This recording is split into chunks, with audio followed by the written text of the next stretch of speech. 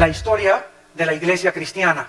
Y vamos a ver desde que se fundó la iglesia en Pentecostés hasta el siglo XXI, cuál ha sido el desarrollo de la iglesia a través de los siglos. Yo no voy a hablar solamente en contra de esta religión o en contra de aquella religión, voy a exponer simplemente lo que la historia dice acerca de la iglesia cristiana, lo que pueden encontrar ustedes en cualquier libro, en la Enciclopedia Británica, metiéndose a cualquier página del Vaticano o del protestantismo, ¿verdad? O del hinduismo, etcétera, etcétera. Pero es importante que ustedes como cristianos sepan y conozcan la historia de la iglesia cristiana. Muy bien, la iglesia cristiana, a la cual llamamos cristiana ahorita en el siglo XX, no es una religión. Vamos a partir de esta base. El cristianismo no es una religión. Religiones son el hinduismo, el budismo, el catolicismo romano, etcétera, etcétera. El cristianismo no es una religión, es una relación personal, viva y dinámica con un hombre. Tú puedes ser católico y no ser cristiano. Puedes ser protestante y no ser cristiano. Puedes ser mormón y no ser cristiano. Puedes ser testigo de Jehová y no ser cristiano. ¿Por qué? Porque la religión no te da el cristianismo, te lo da la persona de Jesús viviendo en tu vida. Entonces, el que tiene al Hijo, 1 Juan capítulo 5, tiene la vida. Pero si tú tienes una simple religión y no tienes a Jesucristo, ni tienes una relación con Él a través de la Biblia, tu cristianismo es una mera religión que te persinas, sacas tu estampita de tareo, te echas tu agua bendita y te vas a tu casa y de lunes a sábado eres el anticristo. Entonces, el cristianismo es una persona que ha reconocido sus pecados delante de Dios, que reconoce que Cristo en una cruz pagó por ellos, que nunca hubiéramos podido pagar nosotros por nuestros pecados, que le invitamos a nuestra vida y de ahí en adelante comenzamos a caminar y a seguirlo todos los días a través de la Biblia. Jesús dijo, escudriñen las Escrituras porque ellas dan testimonio de mí. Cualquier persona que me diga que es cristiana y no lee la Biblia, no la medita, ni la estudia, su cristianismo es religioso. Pero no eres un hijo de Dios ni una hija de Dios. La iglesia cristiana tuvo sus raíces en el judaísmo. El Señor Jesucristo fue judío. Los primeros apóstoles fueron judíos. Las primeras iglesias fueron judías. Así como también en el Antiguo Pacto, lo que usaron los apóstoles, los que escribieron el Nuevo Testamento, todos ellos fueron instruidos en el Antiguo Testamento o en la Torá. Así que tenemos que las raíces del cristianismo se encuentran en el judaísmo. En Hechos capítulo 2 encontramos el primer retrato en la Biblia de lo que es una iglesia cristiana, actitudes que debemos de mantener nosotros también y conservar. Dice Hechos 2:42, y perseveraban en la doctrina de los apóstoles. O sea, los primeros cristianos del siglo I eran discípulos, no eran del domingo nada más, sino que entre semana tomaban estudios con los apóstoles, venían al diplomado, tomaban estudios entre semana, no eran personas de domingo nada más. Los cristianos de domingo nada más son los religiosos, pero no los cristianos. Los cristianos no se conforman con una palabra de Dios el domingo. Anhelan, aman, tienen un hambre por la verdad. Tienen una pasión que Dios ha encendido en sus corazones como un fuego inextinguible por conocer a Dios. Y si tú no tienes ese fuego que arde dentro de tu vida por conocer a Dios y conocer la verdad, estás muy lejos de llamarte cristiano. Dice la Biblia a continuación que también en la comunión unos con otros, se juntaban unos con otros, comían unos con otros, cenaban unos con otros. Si tú eres cristiano, tus mejores amigos son cristianos. Si tú eres cristiano y tus mejores amigos no son cristianos, no eres cristiano. No significa que no les vas a hablar, pero el cristiano comienza a buscar amistades cristianas que te ayuden a crecer, te identificas con ellos, porque qué comunión hay entre la luz y las tinieblas. Entonces es imposible, ¿verdad?, que una persona que no camine con Cristo pueda identificarse con una persona que camina con Cristo, porque son intereses totalmente diferentes. Dice la Biblia, en el repartimiento del pan, o sea, en la Santa Cena y en las oraciones. Estas características eran importantes porque después de que se formó la iglesia, vino la persecución. El mundo dio a Cristo, el mundo crucificó a Cristo, el mundo también tendría que perseguir a los que siguieran a Cristo. Y no ha cambiado las cosas desde hace 20 siglos. Dice la Biblia en el capítulo 7 de los Hechos, versículo 54 al 60. Oyendo estas cosas, se enfurecían en sus corazones y crujían los dientes contra él. Pero Esteban, lleno del Espíritu Santo, puesto los ojos en el cielo, vio la gloria de Dios y a Jesús que estaba a la diestra de Dios y dijo: he aquí veo los cielos abiertos y al Hijo del Hombre que está a la diestra de Dios. Entonces ellos, o sea, los religiosos, dando grandes voces, se taparon los oídos y arremetieron con él. Versículo 59, y apedreaban a Esteban mientras él invocaba y decía: Señor Jesús, recibe mi espíritu. Y puesto de rodillas clamó a voz: no les tomes en cuenta este pecado, Señor. Y habiendo dicho esto, durmió. Porque de acuerdo a la Biblia, los cristianos no morimos en el sentido de que nuestra existencia cesa. Cuando un cristiano se muere, pasa a otra dimensión. Pasamos a otro plano de descanso eterno de nuestra alma. No dejamos de existir porque somos eternos, porque tenemos al Espíritu de Dios viviendo dentro de nuestra vida. La persecución arreció contra los cristianos. Primero vinieron las advertencias. Les prohibimos que prohíban este evangelio. Después los torturaron. Comenzaron los azotes y después la muerte. El primer mártir, lo acabamos de leer, se llamó Esteban. La persecución oficial contra la iglesia cristiana comenzó en el año 64 después de Cristo por el emperador romano Nerón. Duró 6 días y 7 noches. Nerón asesinó a 2 millones de cristianos. Ellos fueron quemados en los parques públicos, los echaban a perros rabiosos, los metían a un coliseo donde abrían la puerta a los leones, a los tigres, a las hienas, a perros rabiosos, para que ahí se los comieran y los deshicieran. Y desde ahí en el Coliseo Romano los cristianos, cuando Nerón estaba desde su trono mirando todo, les gritaba: ¿por qué ustedes no me reconocen que yo soy Dios? Y decían los cristianos: solo hay un Dios, el Dios y Padre de nuestro Señor Jesucristo. Y los cristianos del siglo I veían cómo venía el león y le arrancaba a su hijo de 5 años la cabeza enfrente de ellos. ¿Qué harías tú? Y venía el tigre y despedazaba a tu esposa. Y después venían contra ti las fieras. ¿Saben una cosa? Estaban tan llenos del Espíritu Santo que ellos sabían: ok, llega y le arranca el león la cabeza a mi hijo. ¿Cuánto va a sufrir mi hijo? 30 segundos máximo. ¿Cuánto sufrimos cuando llega el león y nos clava aquí sus dientes en la yugular y comenzamos a desangrarnos? 45 segundos. Pero después de 30, 45 segundos, Cristo estaría esperándolos en la gloria. Cristo estaba esperándolos.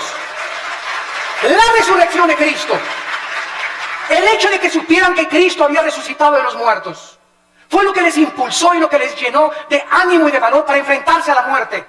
Y dice en Apocalipsis 12 que le hemos vencido porque menospreciamos nuestras vidas hasta la muerte. Para el cristiano el morir es Cristo y el morir es ganancia. Podemos vivir para Cristo, pero cuando morimos, ¿qué es lo máximo que nos puede pasar? Nos está esperando la gloria por causa de que hemos sido fieles a Dios. Pero los cristianos del siglo XXI: ya no voy a la iglesia porque doña Checha me hizo caras y me hizo fuchi. Ya no voy a la iglesia porque esta no tiene aire acondicionado. Ya no voy a la iglesia. Los cristianos del siglo XXI parece que fueron hechos de mermelada McCormick. Duermen en camas de cera, carros con aire acondicionado, casas con calefacción. Y ahora, como lo vamos a ver más adelante, ahora hasta los predicadores del siglo XX piden ya hospedarse en hoteles 5 estrellas, a que los reciban a la limusina en el aeropuerto y que les den $500 la noche. Y los cristianos del siglo I, el ejemplo que nos dejaron Pablo en caballo, en azotes, en persecuciones, en trampas. Vean la Biblia, estos eran los cristianos que marcaron y pavimentaron el camino para la iglesia que somos nosotros. Pero nos hemos tan mal acostumbrado, estamos tan consentidos los cristianos del siglo XXI que ya se nos ha olvidado que no solamente fuimos llamados a creer en Cristo, sino que fuimos llamados a sufrir por Cristo también. Dice la Biblia que después de la persecución fueron esparcidos por todos lados y el evangelio comenzó a expandirse a Europa, a África del Norte y al Medio Oriente. Después se murieron los apóstoles y surgieron los padres de la iglesia, que se llamó los padres apostólicos en el siglo II y III después de Cristo. Se caracterizaron por comenzar a ser discípulos. Los apologistas defendieron la fe, los polemistas defendieron las herejías y los teólogos estudiaban la teología para acabar con las herejías que estaban entrando al cristianismo. Ahorita en el cristianismo, en el siglo XXI, yo que estoy viajando por todo el mundo ahora, me doy cuenta la condición tan patética, tan lastimera y tan triste en la que viven la mayoría de los cristianos. Se comen todo, lo creen todo, hemos llegado a abandonar la Biblia. Si un predicador es famoso, le creen, pero ya no estudian la Biblia y ya no hay defensores de la fe, ni personas que tengan el celo de Dios de poder defender la palabra con su propia vida. Vino entonces después la famosa conversión en el año 337 después de Cristo, de un emperador que se llamó Constantino. Escuchen, pasaron 3 siglos y no había papas. Pasaron 350 años sin tal cosa como que Pedro fue el primer papa. Si Pedro fue el primer papa, por favor, Virgen de los Remedios, ¿quién fue el segundo papa? ¿Quién fue el tercer papa? Pasaron 350 años sin que hubiera tal papado. El emperador Constantino nombró al obispo de Alejandría y de Constantinopla pontífice.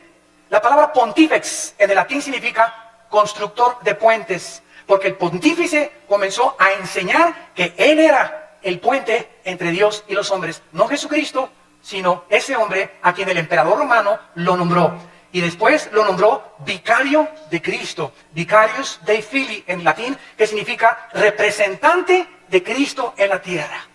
Bueno, el emperador romano, Constantino, iba el 27 de octubre del año 330 más o menos a Milvaina en una batalla, y en el cielo vio una cruz.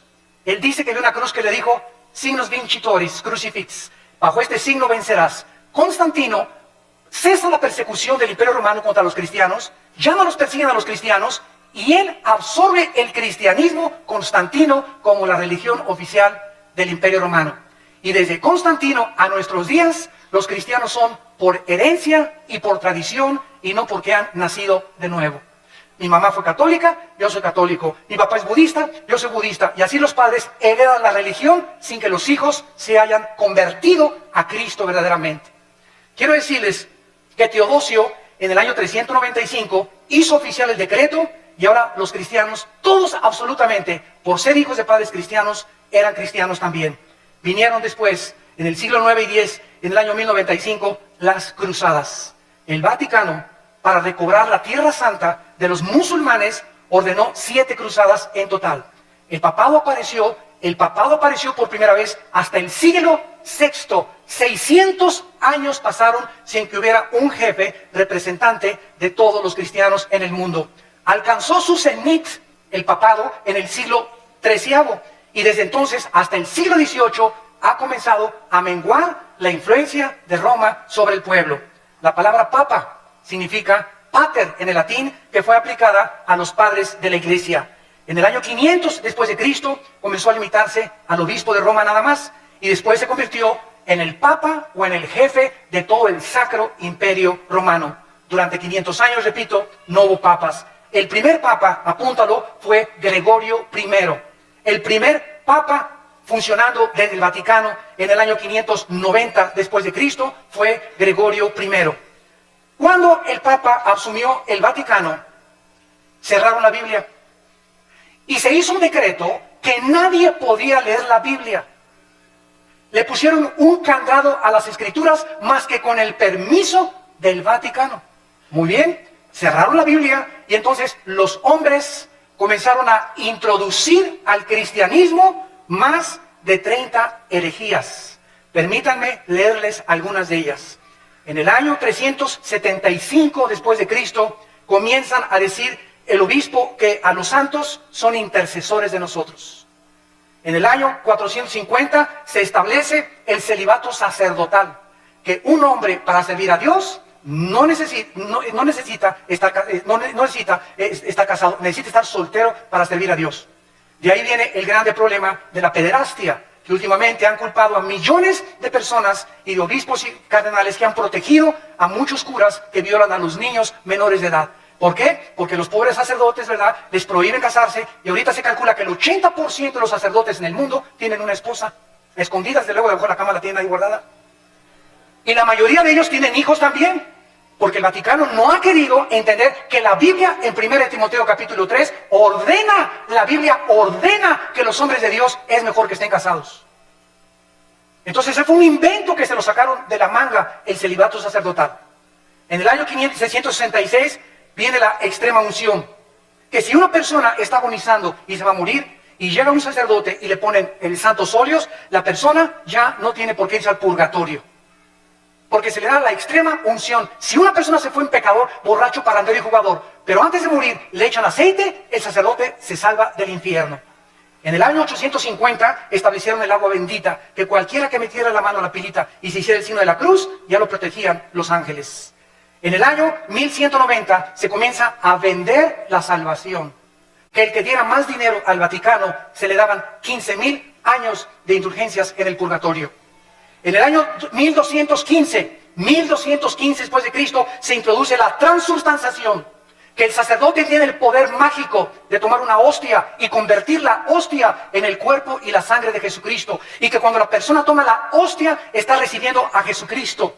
Se lo recibe el domingo, se le sale del lunes a sábado y se le vuelve a meter el domingo. Digo, es que si seguimos una línea de lógica elemental es absurdo, pero ¿cómo es que millones de personas lo han creído? ¿Cómo es posible esto? Es que Cristo estableció la Santa Cena, claro, pero Él no dijo que al recibirlo, lo recibíamos a Él. Él dijo, esto representa mi cuerpo que es partido, hacerlo en memoria de mí. Nunca dijo que teníamos que recibirlo a través de eso. Bueno, esta transubstanciación va en contra de todo el libro en el Nuevo Testamento de los Hebreos, donde la Biblia dice que los sacrificios y todas las cosas fueron suspendidas y que en una sola ofrenda, Cristo, al morir en la cruz, Él ha pagado por todos nuestros pecados. Después la iglesia introduce la misa con la transubstanciación. ¿Saben ustedes lo que es la misa? Yo le he preguntado con mucho respeto, se los digo, y vuelvo a repetir, estoy hablando la pura historia. La misa, el 95% de los católicos no sabe qué es la misa. Todos dicen que es la Eucaristía o que es la hostia. De acuerdo al Segundo Concilio de Trento, apúntalo. El Segundo Concilio de Trento estableció la misa es la repetición del sacrificio de Cristo por los vivos y por los muertos. Cuando el padre entra al altar, levanta la hostia, y yo me acuerdo cuando yo fui acólito, me acuerdo todavía del latín, el padre dice, me introduzco al altar de adeum qualifica juventudes meam, quera mis pea, quera mi idea, quera mi repulistis. Me introduzco al altar de Dios a ofrecer el sacrificio por los vivos y los muertos. En otras palabras, lo que Cristo hizo en la cruz, se lo brincan. Y están matando a Cristo, volviendo a repetir el sacrificio de Cristo por los vivos y por los muertos. Esto es lo que es la misa. Por eso a los cristianos se nos prohíbe en Efesios 5, en 2 Corintios capítulo 6, que no hay comunión entre la luz y las tinieblas. No podemos los cristianos participar de un rito donde están ofendiendo lo que hizo Cristo en la cruz del Calvario. En el año 1303 se declara la peor de las herejías, que fuera de Roma no hay salvación. Que es la iglesia la que salva, no Cristo. La iglesia romana es la única que puede salvar. 1546 se agregan a la Biblia los libros apócrifos, que son más de 11 libros que no fueron aceptados como el canon de los padres apostólicos. En 1860 se declara la infalibilidad papal. ¿Qué significa? Que el Papa no puede cometer errores al hablar ni al dar una encíclica. Lo que el Papa dice es Dios hablando. En 1860 se decretó que la misa, fíjense ustedes, el Papa es infalible, que no puede equivocarse. Muy bien, pasan aproximadamente como un siglo, 1960 y 61, y el Papa Juan XXIII, un Papa gordito, a mí me caía muy bien porque era muy honesto. El Papa Juan XXIII, por primera vez desde el año 350 después de Cristo, por primera vez en la historia, el Papa Juan XXIII, en 1961, abre la Biblia. Y comienza a leer y comienza a decir, ah, caray, ah, Chihuahua, cuánto apache. Dios mío, pero ¿qué es esto? Dios mío, pero ¿qué es esto? Dios mío, pero este libro lo hemos abandonado. Y entonces el Papa Juan XXIII manda quitar la misa en latín. Y ya no se da en latín la misa. Ustedes que son de los 50, que eran niños en aquella época, se acordarán que entrábamos a la misa y era en latín. Ahora es en cualquier lado. El Papa Juan XXIII manda quitar las imágenes de las iglesias. Porque ahí se da cuenta que los santos no merecen nuestra adoración. ¿Cómo nos vamos a hincar delante de una estatua? Y manda quitar las estatuas de todas las iglesias. Hay muchas que los siguen todavía llevando porque son iglesias muy radicales. Pero el 80% de las iglesias católicas en el mundo ya no tienen imágenes más que de María de vez en cuando. El Papa se declara infalible. En 1634 se promulga que solo el Papa puede decir quién es santo y quién no es santo en la famosa canonización. Que si una persona se muere, el Vaticano investiga si esa persona nunca rompió un plato. O si esa persona hizo un milagro, para que se le pueda decir que es santo. Si tú lees el Nuevo Testamento, y les digo a todos mis hermanos católicos en el mundo que nos escuchan, que son verdaderamente cristianos, todas las epístolas a los Corintios, a los Efesios, a Filipenses, a Colosenses, a Tesalonicenses, comienza Pablo a los santos de Corinto, a los santos de Filipo, a los santos de Efeso. La Biblia nos declara santos en vida, no después de muertos. ¿Por qué? Porque la palabra santo no significa que seamos buenos. La palabra agios en el griego, que se tradujo santo, significa apartados para el servicio de Dios. De buenos no tenemos nada más que a Jesús dentro de nosotros. porque somos unidos dentro de maldad. Y por eso no podemos confiar en la maldad tan grande que tenemos dentro todos nosotros. Lo único bueno que existe en nosotros es la vida de Jesús. Por eso el Espíritu Santo quiere que dejemos vivir a Cristo y morir nosotros a la carne y crucificar nuestras pasiones y deseos para que la vida de Jesús se pueda manifestar a través de nuestra carne mortal. Esa es la vida cristiana, dejar vivir a Jesús mi vida. No ya yo, sino Cristo vive en mí. Y lo que vivo ahora en la carne, lo vivo en la fe por el Hijo de Dios. En el año 2000, que nos toca a todos nosotros, el Papa Juan Pablo II declara a María corredentora junto a Cristo de nuestra salvación. No solamente Cristo murió por nuestros pecados, María también. Los cristianos, déjenme decirles, respetamos a la Virgen María, más que cualquier católico. Los católicos le han dicho de los remedios, de los lagos, de Zapopan, de la Macarena, de los remedios, y le han puesto nombres de Guadalupe, y la Virgen no se llama Lupita, ni se llama de Zapopan, la Virgen se llama María. Y nosotros la respetamos como la madre de Jesús y como una mujer increíblemente humilde. Pero ella no murió por sus pecados. Ella en Lucas capítulo 2, y esto está en las Biblias católicas, dice, me regocijo en Jesús mi Salvador. María le llama a su hijo su Salvador. ¿Cómo es posible que podamos creer que ella también está pagando por lo? Ella no fue crucificada. Es Cristo el único que merece la gloria, el Hijo de Dios. Ante estas barbaridades y estas herejías, que la mayor parte de las personas están ciegas, solamente cuando se nos caen las vendas y leemos la Biblia, nos damos cuenta que tenemos que escoger a quién le hacemos caso, a la Biblia o a los hombres. A los que nos enseñaron estas barbaridades, sin tener apoyo en la Biblia, o le hacemos caso a la palabra de Dios. En Gálatas 1, del 6 al 8, dice la Biblia que si alguien anuncia otro evangelio, o si alguien predica otra verdad, que la que no está en la Biblia, queda bajo maldición.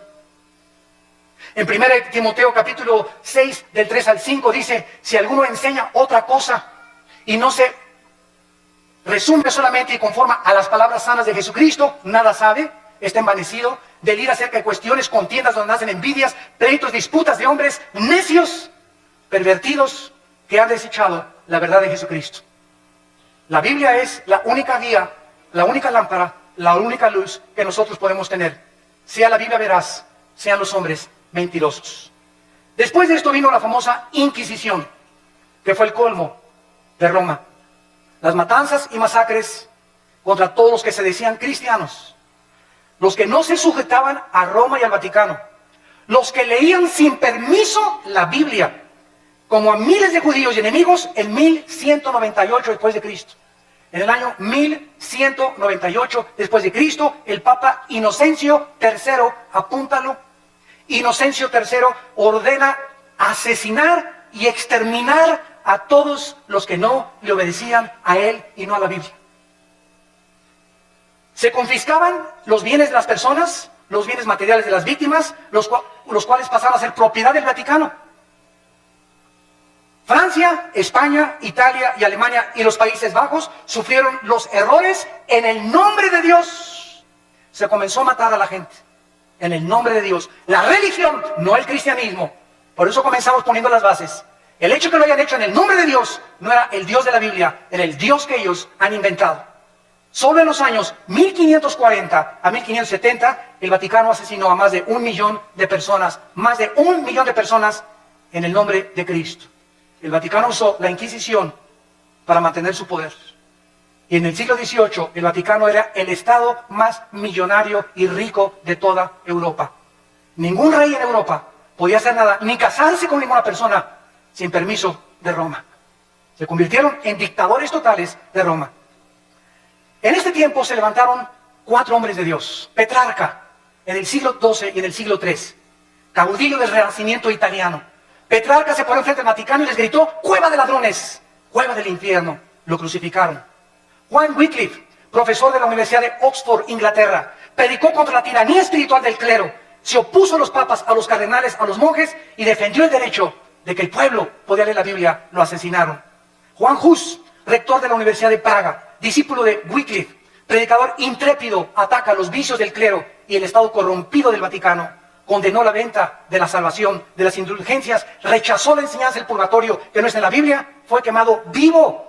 y los que seguían a Hus los condenaron a muerte en la hoguera por órdenes del Vaticano. Giacomo Savonarola, originario de Florencia, Italia, denunciaba como un profeta hebreo el sensualismo, los vicios y los pecados del Vaticano, porque a los 12 años de edad comenzaron a nombrar papas. Había papas que tenían 12 años de edad, eran niños y los hicieron papas y nombraron a más del 45% homosexuales. Jefes de la iglesia y representantes de Dios en el mundo. Giacomo Savonarola quiso acercarse al Papa Alejandro VI, apúntalo, el Papa Alejandro VI le dice a Giacomo Savonarola: te ofrezco hacerte cardenal si te callas la boca. Él dijo: no me callo. Lo ahorcaron y lo quemaron en la Plaza Mayor de Florencia, 19 años antes que Martín Lutero publicara sus 95 tesis en la Catedral de Wittenberg, Alemania. Y así llegamos al año 1550, 1546-50, cuando un monje llamado Martín Lutero vivía en Alemania y quería ser monje, un hombre sincero. Y pasó por Alemania un hombre llamado Juan Tetzel. Y Lutero oyó desde el convento donde él estaba recluido, que este hombre que envió el Vaticano traía una caja y pasó por todas las calles de Berlín y por todas las calles de Alemania anunciando: en el momento que ustedes pongan un chelín en la bolsa que traigo aquí en esta cajita, el Vaticano les va a quitar 5,000 años de purgatorio. Cuando Lutero oyó que el Vaticano estaba vendiendo la salvación, se horrorizó. Y entonces, de alguna manera, una Biblia llegó a sus manos y leyó en Romanos 1:17, el justo por la fe vivirá. No por las obras ni por lo que demos a la iglesia, sino por lo que Cristo hizo en la cruz. Entonces, él se levantó totalmente del monasterio, se salió y fue a la catedral de Wittenberg y escribió Lutero las 95 tesis que decían: esto dice la Biblia, esto dice el Vaticano. Lo clavó en la catedral de Wittenberg en Alemania, pues se armó la revolución.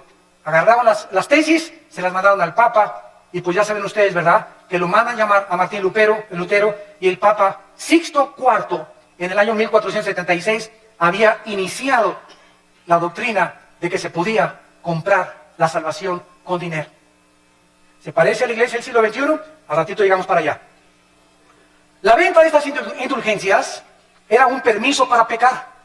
O sea, tú puedes ser adúltero, tú puedes fornicar antes de casarte, pero si das dinero, se te perdonan los pecados.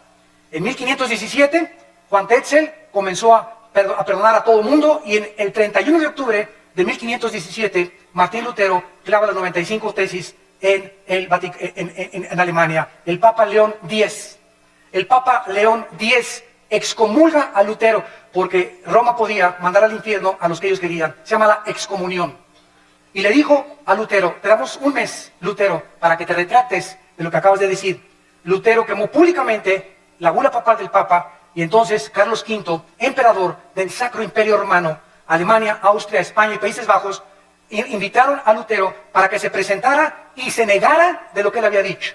Lutero llegó y estaban como 100 cardenales del lado derecho, como 100 cardenales del lado izquierdo, y el Papa sentado en su trono. Y le dijo el Papa, enfrente de todos el juicio que le hicieron: Martín Lutero, niegas lo que tú escribiste. Y Lutero llegó con la Biblia. Y Lutero dijo: aquí están las Sagradas Escrituras. Si cualquiera de ustedes que están aquí me demuestran con la Biblia que yo estoy equivocado, me arrepiento y niego lo que yo escribí. Nadie se pudo levantar para debatir a Lutero, porque nadie había leído la Biblia en 500 años. Todo era lo que los hombres habían inventado. Lo declararon muerto a Lutero, lo sentenciaron a muerte el Vaticano, y entonces los amigos o los príncipes alemanes le escondieron y le protegieron. En 1529 el Vaticano prohíbe las enseñanzas luteranas y les llama a los que seguían a Lutero protestantes. Por primera vez, por protestar contra lo que el Vaticano enseñaba. En el año 1559 había más de 400,000 protestantes y les cambiaron el nombre a hugonotes. El Papa Pablo III ordena el exterminio y funda un grupo llamado los jesuitas. Los jesuitas, dirigidos por un hombre soldado llamado capitán del ejército Ignacio de Loyola, para que él tuviera la autoridad del Vaticano con el ejército de los jesuitas de matar a todos los que leyeran la Biblia.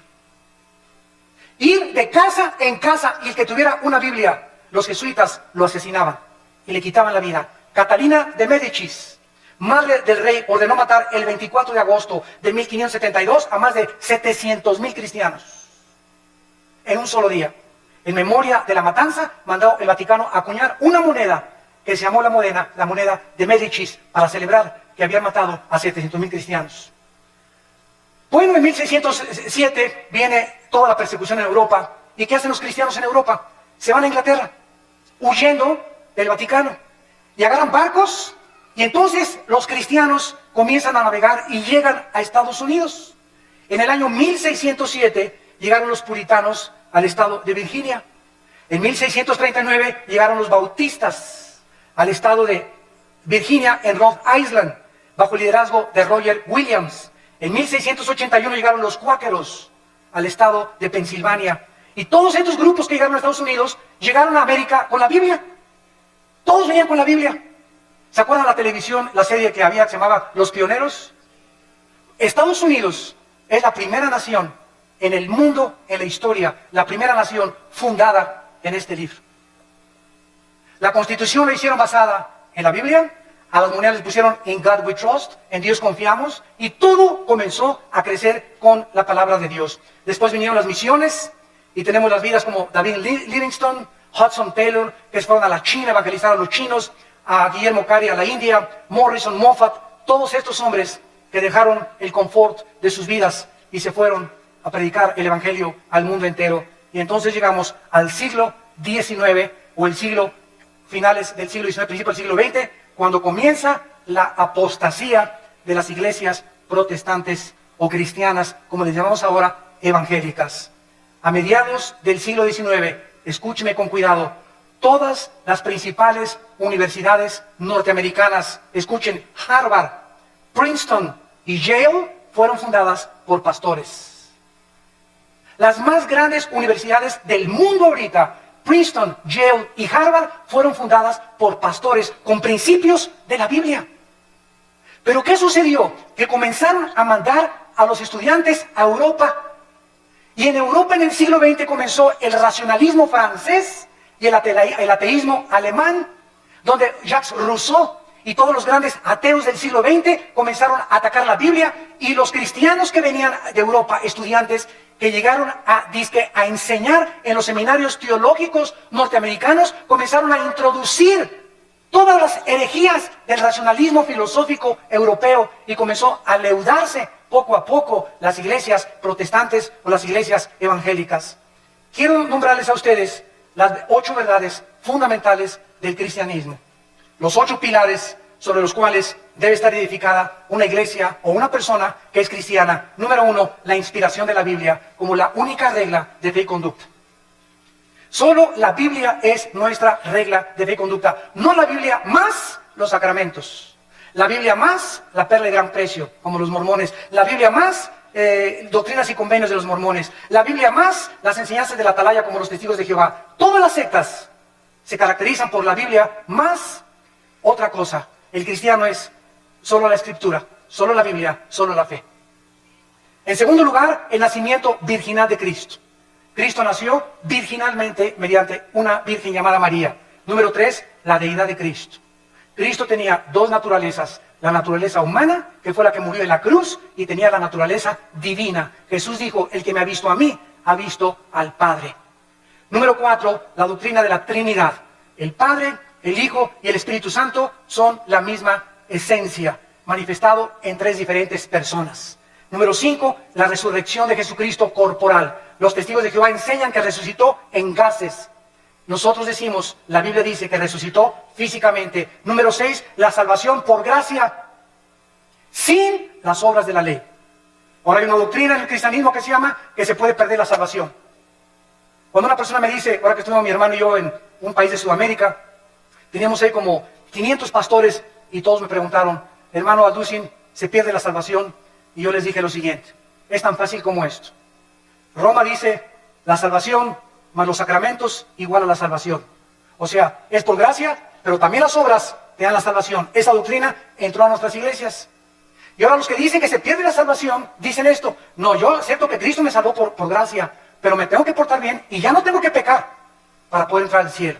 O sea, están agregándole méritos a la obra de Cristo. Hay 5 pasajes en el Nuevo Testamento que implican o que parecen enseñar que se pierde la salvación. Como el Apocalipsis 3:5, el que no venciere será borrado del libro de la vida. A ver, hermano, aquí dice que será borrado del libro de la vida. Digo, mira, léelo con cuidado, por eso tenemos que estudiar la Biblia. ¿Quiénes va a borrar del libro de la vida? Los que no son vencedores. Ah, pues sí, ¿verdad? ¿Y quiénes son los vencedores? 1 Juan 5, 4 y 5, los que somos hijos de Dios. Entonces, claro que los somos hijos de Dios, nunca van a ser borrados del libro de la vida. Ah, pues China, sabía eso.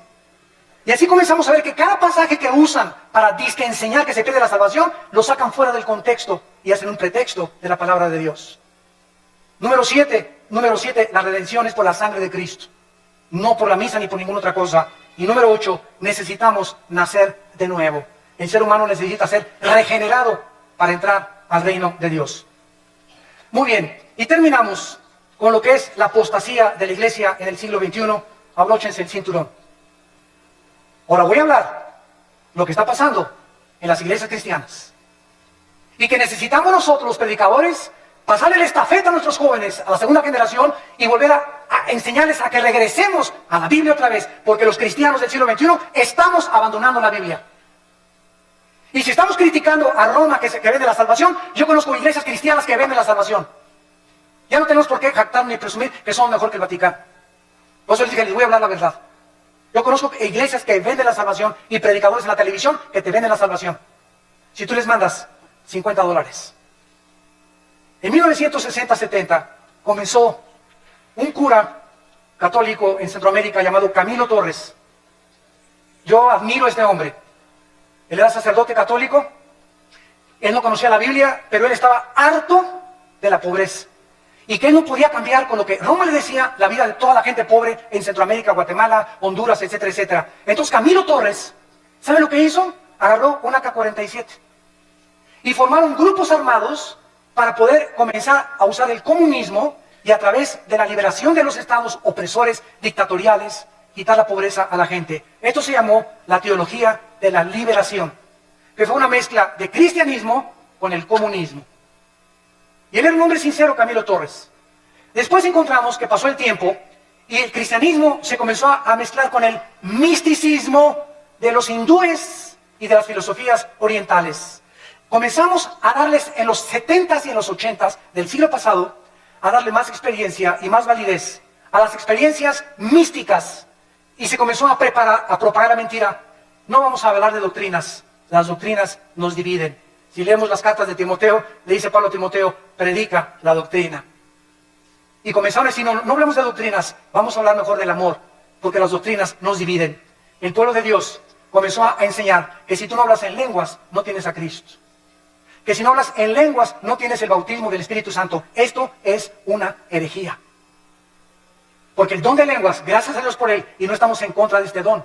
Gracias a Dios los que ustedes tienen ese don. Pero enseñar que si no lo tienes, no tienes al Espíritu Santo, es una herejía. Porque toda la historia de la iglesia, los más grandes hombres de Dios del siglo pasado y del siglo XXI, ninguno nunca ha hablado en lenguas. Entonces no eran cristianos de acuerdo a esta enseñanza. Se comenzó a propagar la risa santa. Y comenzó a decir que era de Dios. Risa santa le llamaron. Y se comenzaron a tirar al suelo, muertos de la risa. Y comenzaron a filmarlos todos los enemigos del Evangelio y comenzaron ya en el suelo a ladrar como perros. Comenzaron a ladrar como animales. Después vino el vómito santo. Es santo. En la iglesia enfrente de todos, que porque lo que salía era el bautismo del Señor. Después comenzaron a mandar por la televisión trapos ungidos. Quiero decirle que si me mandan $100, este trapito se ungió con aceite de Israel. A mí qué me importa que haya sido con aceite de Metepec. El aceite del Antiguo Testamento no era el santo, representaba la unción. No había nada del aceite que fuera santo. Era el símbolo que él representaba nada más. Y ahora la gente, porque este es aceite de Jerusalén, ya tiene más validez que el aceite de olivo o que el aceite que hacen en cualquier otro lado. Y comenzaron a ungir trapos. Pero el predicador era famoso. Y como yo soy famoso, te mando el trapito, mándame $50 y lo pones bajo tu almohada y te quita el dolor de cabeza. O te va a proteger de los demonios. O si me mandas $100, alejaré las maldiciones de tu casa. O si haces un pacto conmigo, tu hijo se va a aliviar y tu esposo va a regresar que te abandonó. Todas estas son herejías, son blasfemias de la palabra de Dios. que tenemos que combatirlas, aunque nos cueste, como lo hemos dicho antes, nuestras propias vidas, nuestros propios intereses. Yo se los digo, a mí me han prohibido tantas cosas y tantas iglesias y tantos países la entrada. El hermano, yo tengo ya mi foto en casi todos los países, como persona no grata a las iglesias carismáticas, porque tienen miedo de que hablemos la verdad, por las barbaridades en las que se han metido. También se ha comenzado a enseñar, aparte de las lenguas, la risa santa, el vómito santo, contorsiones, y comenzaron las apariciones hace 10 años, que estaba cayendo del cielo oro y piedras preciosas. Polvito santo del cielo, está cayendo oro. Hermano, míreme las manos, es diamantina, menso. Alguien se contó cuánto el ventilador y puso diamantina, burro. Me está cayendo oro del cielo. ¿Quién puede imaginarse que Dios le va a intentar mandarnos oro del cielo? Dice Proverbios, busquen la sabiduría más que las piedras preciosas. ¡Increíble! Dios me parchó la muela y tengo ya un tapón de oro, hermano. A Dios te pone una muela nueva, menso. No te pone un parche ni te la tapa. Dios hace las cosas nuevas totalmente. Todas estas cosas han entrado a la iglesia y el pueblo las ha aceptado por no conocer la palabra de Dios. Y luego también en las reuniones. Y voy a iglesias y yo les digo a mis pastores, denle un zape en la cabeza atrás de esa persona. Es que estoy bajo la influencia del Espíritu Santo. Espérame tantito, de 1 Corintios 14. El espíritu del profeta está sujeto al profeta. Entonces, no hay tal cosa como que alguien pierde el control y comienza como alambre eléctrico así en la cabeza, ¿verdad? Que lo lleven al manicure. Que venga el psiquiátrico por él.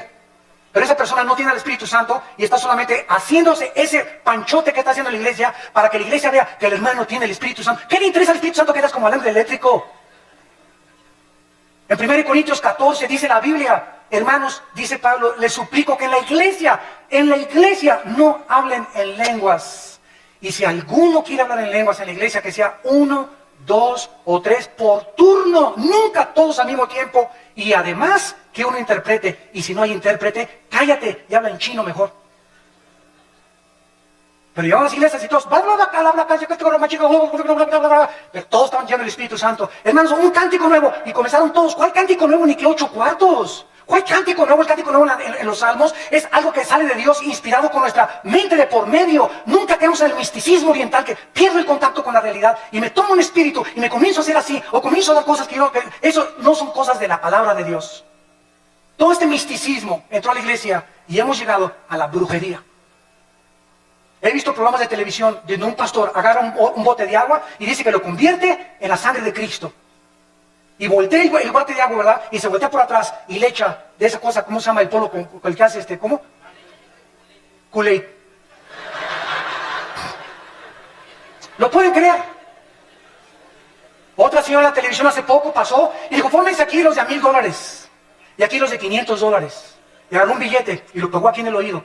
El dinero habla. Ahora, aquí los de $1,000 y aquí los de 500, y se ve en el video, lo pueden ustedes ver, se ve en el video, pasa una señora con unas alajitas, y esta predicadora es mujer, agarra las alajitas y le dice, no, esto no vale $100, vete. Cuando la Biblia dice, cada quien dé como propuso en su corazón, ¿cómo puede alguien atreverse a decir que es predicadora o que es profeta, cuando ella tiene que decirles, si te das de 1,000 o te das de 500, que no sea menos de 500 ni menos de 1,000, los de 1,000 aquí y los de 500 acá, los de 1,000, denme su libro, porque van a ser mis discípulos preferidos. A eso está llegando la iglesia cristiana. Y todos están como mensos, creyéndose todo, comiéndose todo. Y ya no hay discernimiento absolutamente de la palabra de Dios. Y ahora viene también la teología de la prosperidad. Virgen de la Macarena. Se enseña que Dios quiere que todos seamos ricos. Que si tú mandas una ofrenda te vas a hacer rico o te vas a tener la prosperidad económica. Y claro que Dios quiere prosperarnos. Y claro que Dios quiere bendecirnos. Segunda de Juan, yo quiero que prospere tu vida y tu vida espiritual y tu vida social y tu vida económica, pero nunca se predica el precio que hay que pagar para esta bendición de Dios, y es la santidad. No es mandar para que Dios me dé, comenzamos a vender y comenzamos a hacer negocio con Dios. Es como los famosos pactos, ¿verdad? Los pactos ya se acabaron. A Dios le haces promesas, los pactos los inicia Dios. Ya no hay ninguna cosa que un hombre haga pactos con Dios. Hacemos los pactos nosotros, ya estamos bajo el pacto de sangre y ese pacto es incondicional. Ya no hay ningún otro pacto que hacer más que obedecer las Sagradas Escrituras. Cobrar por predicar. Me hablan el otro día de un país de Sudamérica. Hermano Dusin, lo invitamos a una cruzada aquí. Sí, con mucho gusto voy a orar. ¿Cuánto van a ser sus honorarios? ¿Cuánto van a ser sus honorarios? Me preguntan muchos pastores que nos están oyendo por televisión también. ¿Cómo que cuántos son mis honorarios? Pues sí, hermano, es que los predicadores que hemos invitado nos cobran $500 la noche con traje oscuro, con traje azul. Si quieren que llore, $50 más. Da risa, ¿verdad? Pero es la verdad. Que los recojamos en limusín, de desayuno, queso, cottage con uvas nada más, con agua de una tal marca, que los transportemos en helicóptero, y el que trae avión, que le pagamos $10,000 para la gasolina del avión. O sea, el hermano viene nomás 3 días y le pagan la gasolina de un mes. Y les digo a los hermanos pastores, esos son mercenarios del Evangelio. Mercenarios del Evangelio, blasfemos del Evangelio. Dice 1 Corintios capítulo 9, versículo 16. 1 Corintios 9, 16. Si anuncio el Evangelio, dice Pablo, no tengo por qué gloriarme. Me es impuesta necesidad. Y ay de mí si no anunciar el Evangelio, por lo cual, si lo hago de buena voluntad, recompensa tendré. Pero si de mala voluntad, la comisión me ha sido encomendada. ¿Cuál es mi galardón? Que predicando el Evangelio, presente gratuitamente el Evangelio de Cristo. ¿Qué me dicen los hermanos? Bueno, ¿qué nos piden todos, hermanos? Ducin, mire, pues págame el avión y un hotel, no importa si es una estrella. Ahora que fui a Guatemala estuve en un hotel, ¿verdad? De una estrella, creo que el ventilador casi me cae en la cabeza. Anduve 2 veces en burro y en caballo. No había ni que transportarme al estadio donde fue la cruzada de casi la mayoría de indígenas. Imagínense ustedes, ¿somos mejores que Cristo y que Pablo nosotros? ¿Qué pastores pirulation y qué nada? Exigir esas cosas, ¿cómo es posible? Que hemos llegado a ese grado. Nos hace llorar, nos hace hervir de nuevo una ira santa contra la palabra de Dios. Lo que han hecho estos hombres y que están aceptándose como algo normal, porque lo peor de todo es que ya es algo normal. Se está aceptando igual ya, los músicos igual, $15,000 si quieren un concierto. Oye, pues que nadie pague la vez, pues junten dinero y que los mande a su iglesia. Nunca el cantante o el predicador es un negocio, es un ministerio llamado por Dios. Yo les digo a los hermanos, páganme el avión y el hotel, si me quieren acostar en el suelo, una cama de piedra, una cama de piedra. ¿Por qué acepto la invitación? Porque oré y Dios me quiere mandar a ese país. Y sabe una cosa, si ustedes me quieren dar una ofrenda, dénmela. Y si no me quieren dar una ofrenda, no me la den, porque yo no voy por ustedes, yo dependo del Dios Altísimo que está en el cielo.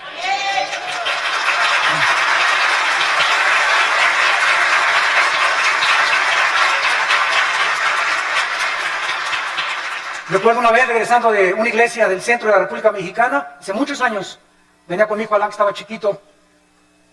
Tuve 8 días predicando en una cruzada, en una ciudad, me reservo el nombre, y también los hermanos no me dieron ni para la gasolina. Tenía una combi vieja en aquel tiempo. Cuando pasábamos, Alan y yo tuvimos que empeñar nuestros zapatos que traíamos y el reloj que traía para pagar la caseta y regresar a casa. No me dieron ni para la gasolina y los bendije. Y no guardé rencor contra ellos. A los 3 días me llegó un cheque por el triple lo que me hubieran querido dar. Nuestra provisión. ¿De dónde viene nuestro socorro? ¿De dónde? Acuérdate de eso. Acuérdense de esos predicadores que me están escuchando. Nuestro socorro viene de arriba, no de los hombres, ni el aplauso de los hombres también. Y finalmente hemos llegado ya al final del siglo XXI, donde ahora la última herejía se llama el ecumenismo. Predicadores cristianos están permitiendo que ministros católicos, budistas o de otras religiones ocupen los púlpitos cristianos. Estamos uniéndonos, dizque para que todos seamos uno, espérame tantito, podemos ser unos mediante la verdad. No, el amor sin la verdad no es amor, es pasión y es solamente algo que brota de la carne. Es que mis hermanos católicos, mis hermanos mormones, espérame tantito, dice la Biblia que hermanos somos los que tenemos a Cristo. No le llames hermanos a cualquiera, todos somos criaturas de Dios, pero a los que le recibimos nos dio la potestad de ser hechos hijos de Dios. Así que, discúlpame, pero no eres mi hermano. Eres mi hermano si tienes a Cristo en tu vida. Y esto es lo que nos muestra la palabra de Dios. Yo soy el camino, dijo Jesucristo, yo soy la verdad y yo soy la vida. No hay ningún otro nombre dado bajo el cielo a los hombres en que podamos ser salvos. Hermanos en Cristo y los que nos ven por la televisión, es hora de regresar a la Biblia. Es hora de volver a desenterrar estas verdades escondidas que están siendo pisoteadas y aceptadas por el mundo entero. Aunque seamos desechados y rechazados, porque los hombres de Dios al final quedan solos en su vida. ¿Somos más grandes que Cristo? Abandonado por todos los discípulos. ¿Somos más grandes que Pablo? En una prisión en Roma, Pablo me abandonó. Alejandro, el candelero, el único que tenía era Timoteo. ¿Dónde están todos los que sané con Cristo en la cruz? ¿Dónde están todos los demonios que le saqué a las personas? ¿Dónde están todas las personas que multipliqué el pan y les alimenté? Cristo murió solo en la cruz. ¿Somos mejores que Él? ¿Y por qué buscamos entonces la grandeza, el reconocimiento y el aplauso de los hombres o una posición de autoridad en la iglesia? No busques grandezas, dice el profeta Jeremías. Busca a Jesucristo con todo tu corazón, con todas tus fuerzas y con toda tu alma, porque es el más grande mandamiento de todos. Oremos. Padre, te damos gracias por estas verdades de tu santa palabra. Levanta una generación nueva, Señor. Hombres inflamados con la pasión del Espíritu Santo. Que contendamos ardientemente por la fe que nos ha sido dada una vez, nada más. Pero ustedes, amados, tengan memoria de las palabras que antes fueron dichas por los apóstoles de nuestro Señor Jesucristo. Que en los últimos tiempos vendrían burladores, andando según sus malvados deseos. Padres abandonando a sus hijos, madres abandonando a sus hijos, jóvenes dándole rienda suelta a sus pasiones sexuales, divorcios, pederastia y depravación moral. Estos son los que causan divisiones, los sensuales que no tienen al Espíritu. Pero ustedes, amados, edifíquense sobre vuestra santísima fe, orando en el Espíritu Santo. Consérvense en el amor de Dios. Esperemos la misericordia de nuestro Señor Jesucristo para vida eterna. Algunos que dudan, convéncelos. A otros, sálvenlos arrebatándolos del fuego. Y de otros, tengan misericordia, porque aún su ropa está contaminada por tanto pecado. Y aquel que es poderoso para guardarlos sin caída y presentarlos sin mancha delante de su gloria con gran alegría, al único y sabio Dios, nuestro Salvador, sea gloria y majestad, imperio y potencia, ahora y por todos los siglos.